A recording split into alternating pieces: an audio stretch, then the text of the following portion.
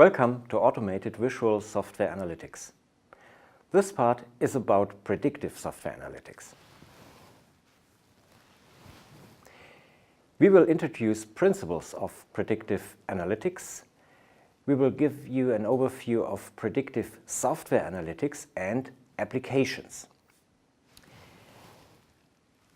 Let's start with a general overview of the field of analytics, especially for big data.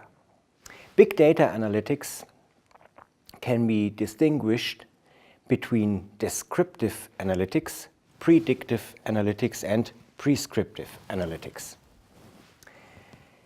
As you can see, there are a large number of tools available for descriptive analytics and predictive analytics.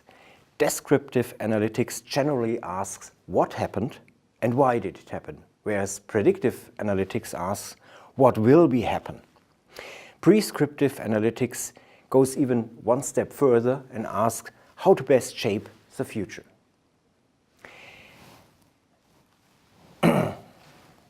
Predictive analytics can be defined as analytics used to examine trends and patterns that enable or facilitate to forecast and predict processes, phenomena, or events.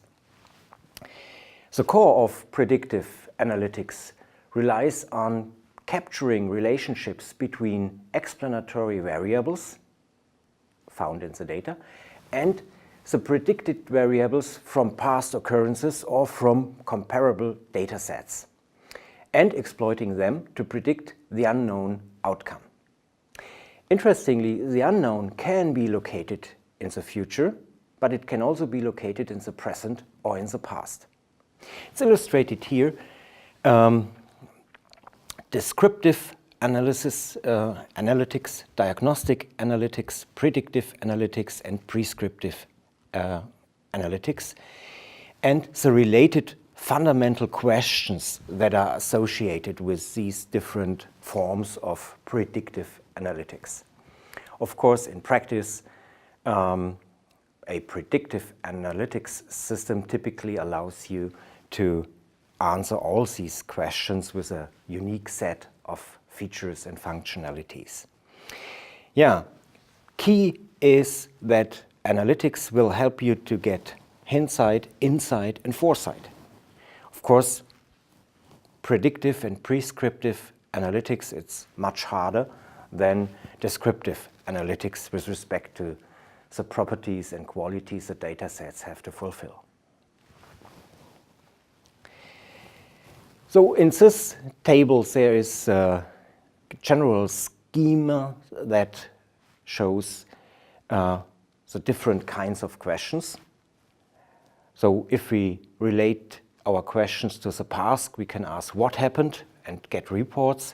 How and why did it happen? So we get some insights into the underlying models.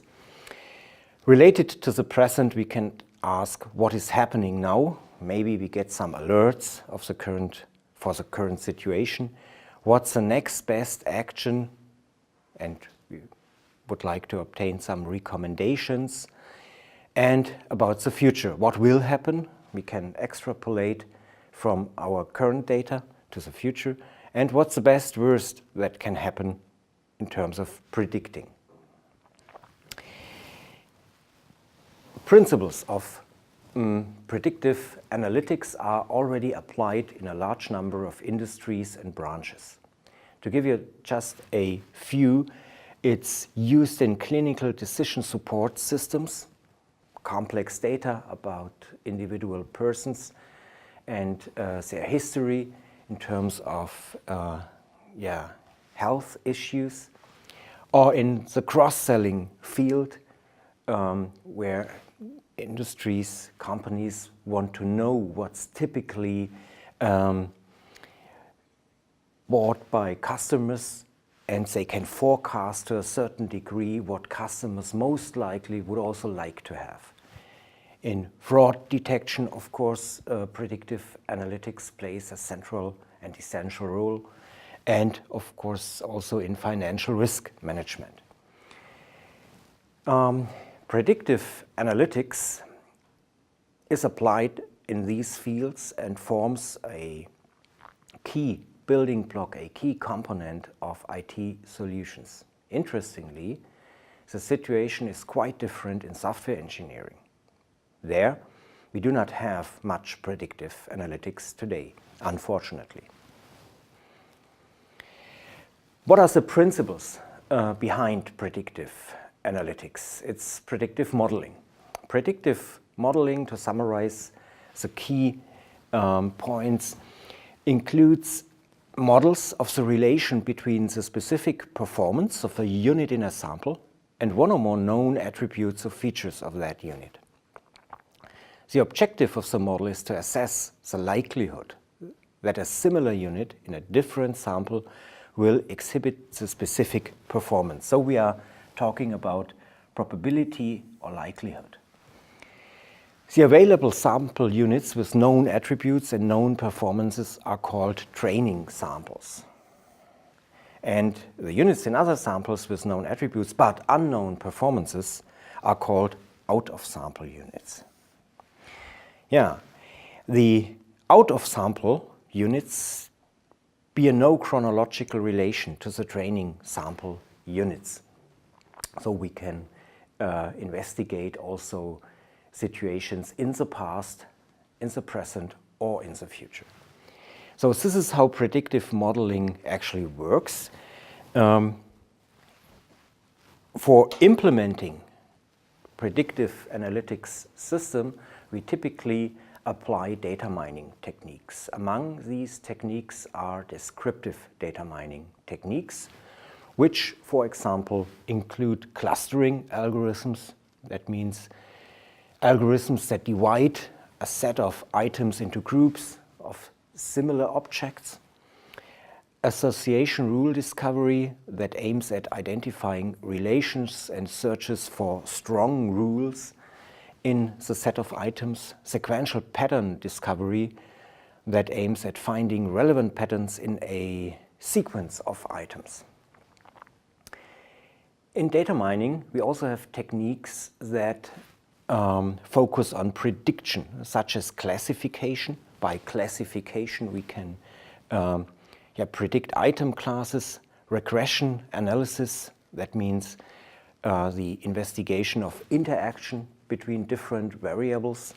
And deviation detection, finding changes in values of items, as well as collaborative filtering, that means analyzing the behavior or preferences patterns in a group of users. Of course, predictive analytics includes much more techniques and technologies, but these are somehow the most important ones, and it's based on data mining. Now the key question is, what about software engineering? How can we apply these principles, these techniques, to the realm of software engineering? Well, in engineering, predictive analytics is a common tool, a common instrument. For example, in the construction of mechanical objects, of complex technical objects, artifacts such as an airplane, where the heat transfer is predicted in this example. Predictive analytics in software engineering, well, it's still in its infancy. In this quotation, it is stated that in recent years, there has been a huge growth in using statistical and machine learning methods to find useful prediction systems for software engineers. Of particular interest is predicting project effort and duration and defect behavior. Unfortunately, the results are often promising. No single technique dominates, and there are clearly complex interactions between techniques, training methods, and the problem domain. In the quotation, there's a clear statement about the goals, concrete goals, for example, predicting project efforts and duration and defect behavior. It's also stated that at this time there is no unique or key solution there, because software engineering includes so many different aspects that for that reason, we need a number of different techniques to build predictive software analytics instruments. The general situation in software engineering, however, is in a sense very suited for predictive analytics, because software engineering represents a data-rich activity with many sophisticated metrics. The data is already recorded, but it is rarely used. Especially, it's not used for analytics applications, but it can be used by analytics applications. Many aspects of development, from code repositories to testing frameworks to bug databases, can be measured with a high degree of automation, efficiency, and granularity. These are three very important aspects or qualities of software engineering data, that the data that is captured throughout a software development process has a certain quality. It's automatically recorded in general, it's efficiently stored and represented, and it has a certain granularity. For that reason, in software engineering, we can directly apply a large number of predictive analytics techniques because the data is there and the data has the right quality. Yeah, prediction and decision making. In software analytics, in predictive software analytics, prediction is used for decision making, for better decision making. So this is the ultimate goal behind predictive software analytics, to come to a decision making that is more effective and that allows all stakeholders of the software development process to get actionable insights. Predictive software analytics constitutes an essential element for any kind of decision system in software engineering. In a sense, predictive models are subroutines in a higher level decision process. Especially, we take key performance indicators derived by applying metric measurements.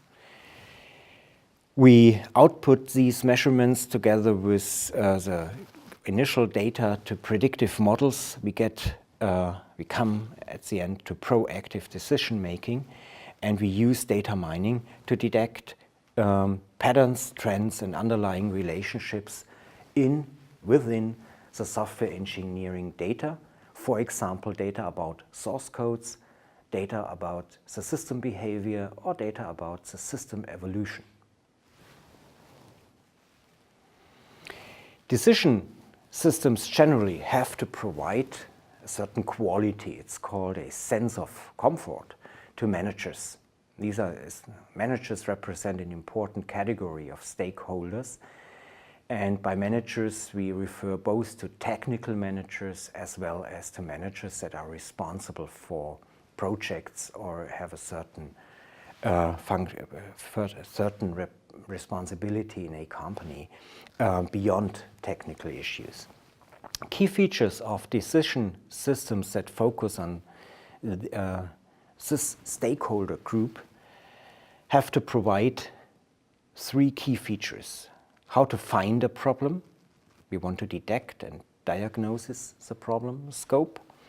We want to solve the problem by finding solutions, by evaluating alternative solutions and kind of judgment for these solutions. And the resolutions that is taken should be monitored to show and to observe the effect of the solution that has been taken. So a general decision system based on predictive software analytics should offer at least these three features as a system functionality. What can be typically done with technology of of predictive software analytics for software projects. In this list, there are just a few applications that are typical for predictive software analytics. For example, we would like to estimate software efforts and costs in terms of budget and time. We also would like to predict faults, including bugs. Software quality assurance and predictive maintenance represent two key fields of application. We also could use predictive software analytics to find priorities if we want to invest in our source code, such that the investments have substantial customer impact. We also would like to get recommendations for software refactoring and redesign, code that smells, for example. If we have metrics about these issues, we can use predictive software analytics to find the right place where to invest in our source code, and recommendations for software quality improvements in general. These are just immediate applications for predictive software analytics in the scope of software engineering. There are also some more applications, higher level or advanced applications. For example, we can compare and benchmark an individual software project within a group of similar software projects. Similar software projects could mean projects that have the same direction in terms of branches or industries, or have the same size in terms of developers or lifetime. If we have such a collection of software projects, we can find the most similar ones and compare their status with the status of our own project. And this leads us to the concept of software DNA. DNA analytics for a given software project means that we derive a kind of DNA for our project and for all other projects that have been collected, especially for a large number of projects. The larger the number, the better the results. And we constantly update and extend the DNA base. And this way we can ask what has happened in the past in a specific setting. Might this happen in the future as well? So we can learn from other projects with respect to the prediction of the trends, behaviors and patterns in our own software project. Yeah, let's summarize the key findings of this part. Predictive software analytics relies on general prediction analytics and prediction modeling, and it's specialized to data common to large-scale, long-term software development processes and software engineering. Predictive software analytics examines trends and patterns in software systems and related development processes.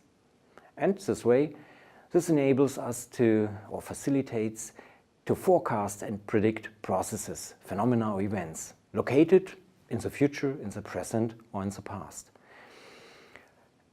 It also captures relationships between explanatory variables and the predicted variables from past occurrences or from comparable data sets or comparable software projects in terms of a kind of DNA for software systems.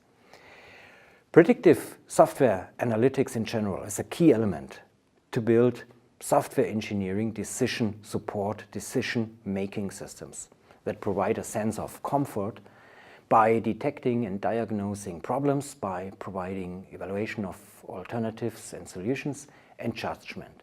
And, of course, by monitoring adapted resolutions and observe their effects in the long run. So these are the key findings from predictive software analytics. And this concludes this part. Two key terms have been introduced: predictive analytics. Definition, once again, predictive analytics in general refers to analytics used to examine trends and patterns that enable or facilitate to forecast and predict processes, phenomena or events in the future, in the present or in the past.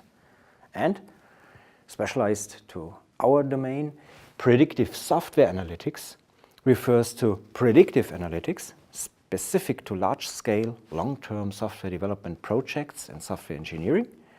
It provides means, for example, to estimate efforts, to predict software quality measures and related deficiencies or weaknesses, and to predict software project changes. Predictions are essential to enable effective, informed decision-making in software engineering. As further reading, we can recommend the article Information Needs for Software Development Analytics. Can be found in the internet as a PDF. It outlines the backgrounds of predictive software analytics. Let me conclude with just one simple remark. Predictive software analytics leads to informed, actionable decision-making in software engineering projects. And this is a key and ultimate goal of analytics.